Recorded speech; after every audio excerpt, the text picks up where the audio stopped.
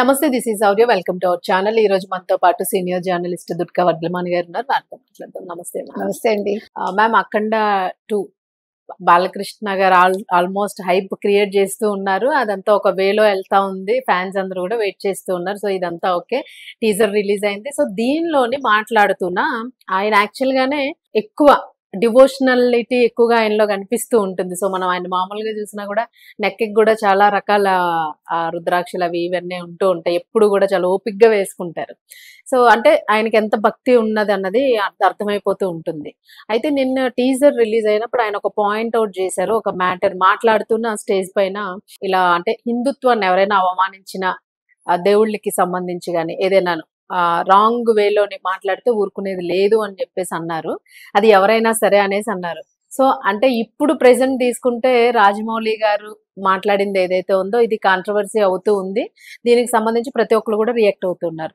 So దీన్ని అలా తీసుకోవచ్చు అంటారంటే ఆయనకు కూడా ఇంటర్నల్ గా అంటే అననే అనకుండా ఏదైనా వార్నింగ్ లాగా ఎక్స్పెక్ట్ అలా ఏం ఉండదండి. ఆయన అంటే ఇప్పుడు ఈ సినిమా అఖండ 2 మీరు చూసారంటే కనుక అయితే అఖండ గాని అఖండ 2 గాని హిందూ ధర్మానికి సంబంధించి ఇందులో దేశభక్తి కూడా కనిపిస్తుంది మీకు. అంటే ఈ సినిమాలో సర్జికల్ స్ట్రైక్స్ మీద ఉంది, పహల్గామ్ దాడి మీద ఉంది. సో అన్ని అంశాలు అందులో ఉన్నాయి. కాబట్టి అంటే ఒక హిందూ ధర్మానికి వాళ్ళు ప్రాముఖ్యత ఇచ్చి ఒక వైదిక ధర్మం అనే ఈ రోజు సనాతన ధర్మంగా చెప్తున్న ఆ ధర్మాన్ని గురించి కూడా వాళ్ళు ప్రస్తావించడం జరిగింది. కాబట్టి దీన్ని మీరు జనరలైజ్ చేసి తీసుకోవాలి తప్ప ఏదో రాజమౌళి కోసం చెప్పారా మరొకళ్ళ కోసం చెప్పారా అనేది అవసరం లేదు. ఇప్పుడు రాజమౌళి ఏమన్నారు ఏమనలేదు ఆయనకే తెలుసు. అది ఆయన విజ్ఞతకే వదిలేస్తారు ఎవరైనా కూడా. ఆయన క్షమాపణ చెప్పాలా అక్కర్లేదా అనేది ఆయన ఆలోచించుకోవాలి. ఇంకొకటి ఏంటంటే అర్థం తర్వాత కదా మా సినిమా రిలీజ్ అవుతుంది, అప్పటికి ఇవన్నీ చల్లారిపోతాయిలే అనుకుంటే మనకు తెలియదు ప్రజలు ఎలా రియాక్ట్ అవుతారు అనేది ప్రజల ఇష్టం. ఇప్పుడు ఒక సినిమా హిట్ కాకూడదు హిట్ అవ్వాలి అని చెప్పడానికి మనం ఎవరు? తర్వాత ఏ సినిమాని బ్యాన్ చేయమని మనం చెప్పం. కాకపోతే ఏంటంటే నిన్న ఆయన మాట్లాడిన మాటల్ని ఈయనకి ఆపాదించక్కర్లా. ఆయన ఓవరాల్ గా ఈ రోజు ఎవరైతే హిందూ ధర్మాన్ని కించపరుస్తూ మాట్లాడుతున్నారో, అసలు హిందూ ధర్మం అంటే ఏంటో తెలియకుండా మాట్లాడే వాళ్ళు ఉన్నారు, అలాంటి వాళ్ళ కోసం అన్నారు ఆయన. అయినా బాలకృష్ణ గారు ఏదైనా కూడా ఆయనకి ఆవేశపరుడు ఆయన. కాబట్టి మనసులో ఏమన్నా మాట్లాడేస్తారు. దాన్ని మనం ఎవరికి ఆపాదించక్కర్లేదండి. అఖండ 2 అయితే చాలా బాగుంది. టీజర్ అయితే మనం నిన్న చూసాము. 200 కోట్ల బడ్జెట్ తో తీశారు. బాలయ్య గారి కెరీర్ లోనే చాలా ఎక్కువ బడ్జెట్ సినిమా అంటున్నారు ఇది. సో మీకు నాకైతే ఇతనెవరు బోయపాటి శ్రీను గారు చాలా నచ్చారు. అంటే అంత పెద్ద డైరెక్టర్ అయి ఉండి ఇలాంటి టీజర్ రిలీజ్ చేస్తూ కూడా చాలా కూల్ గా చాలా మామూలుగా సింపుల్ ఒక యువకుడిలాగా ఆయన మీరు నిన్న చూశారు. అంటే ఎటువంటి టెన్షన్ తీసుకోకుండా చాలా బాగుంది అది. అందులో బాలయ్య గారు పక్కన నిల్చుని అంత కూల్ గా ఉండడం అంటే చాలా ఆశ్చర్యం అది. రెండోది శివరాజ్ కుమార్ కూడా బాగా మాట్లాడారు. తర్వాత మీకు ఇంకొక ముఖ్యమైన విషయం ఏంటంటే బాలయ్య గారు ఎంజాయ్డ్ ద టీజర్ రిలీజ్ అవుతుంటే ఆయన ఒక చిన్న పిల్లాడిలాగా మీరు చూసారా ఎంత ఎంజాయ్ చేశారంటే శివరాజ్ కుమార్ కి పిలిచి చూపిస్తున్న అలా చూపించటం, తర్వాత బోయపాటిని పిలవటం, బోయపాటి వెనక్కి తిరుగుంటే చేయి పట్టుకుని తీయటం. అంటే ఆయన తన టీజర్ గా తను చూడటం లేదు, అది ఎవరిదో teaser, he's watching and he's enjoying అన్నట్టుగా. నాకైతే ఆ మూమెంట్ చాలా నచ్చిందండి. మిగతా అంతా ఒక ఎత్తు, ఆ ఒక్క చిన్న క్లిప్ అనేది నాకు చాలా నచ్చింది అంటే వ్యక్తిగతంగా. సో ఎనీవే ఈ సినిమా శివుడిని అద్భుతంగా చూపించారు అసలు. నాకు ఎందుకంటే నాకు శివుడు అంటే చాలా ఇష్టం, మ్యాస్కులైనిటీ అని ఎప్పుడు చెప్తాను నేను. మీకు రాముడిలో ఎప్పుడు లాలిత్యం ఉంటుంది, కానీ ఈయన ఎప్పుడు కూడా మ్యాస్కులైనిటీకి ఈయనే కలర్ కావచ్చు ఇది కావచ్చు చాలా అందంగా ఉంటాడు ఆయన. చాలా బాగా చూపించారు శివుణ్ణి. ఆ తర్వాత నిన్న నాకైతే బాలయ్య గారి కళ్ళల్లో మీకు అతను ఎవరు అఘోరా కింద రావడం, ఆ కళ్ళు చాలా పవర్ఫుల్ గా ఉన్నాయి. అంటే నేను దాన్ని అంటే ఇది చేయగలిగానంటే మీకు ఎప్పుడు కూడా సాధన చేసిన వాళ్ళకి వాళ్ళ కళ్ళు ఒక ప్రత్యేకంగా ఉంటాయి.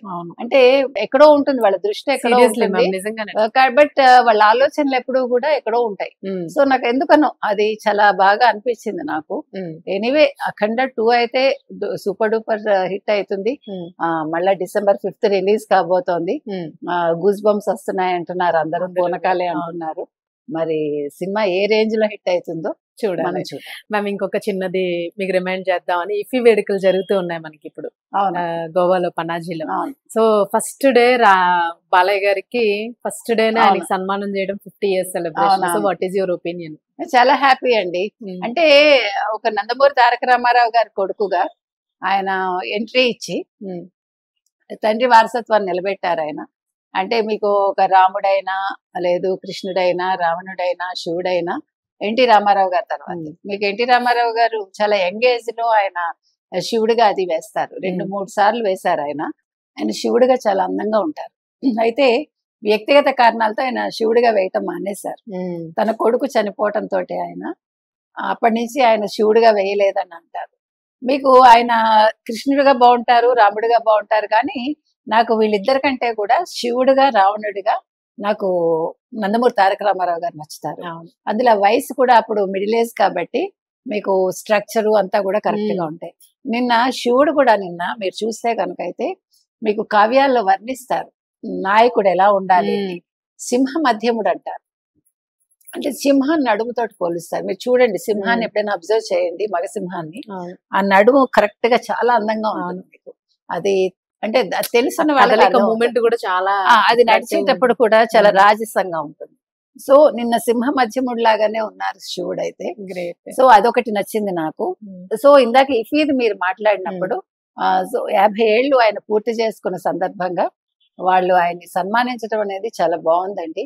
ఒక తెలుగు వ్యక్తి ముఖ్యంగా ఒక సినీ వారసత్వం నుంచి వచ్చి తనేంటో నిరూపించుకున్న బాలకృష్ణ గారికి ఆ రకంగా వాళ్ళు గుర్తించట ఇఫీ వాళ్ళు అనేది చాలా సంతోషం. అది తెలుగు చిత్రసీమ కూడా చాలా సంతోషించాల్సిన అంశం.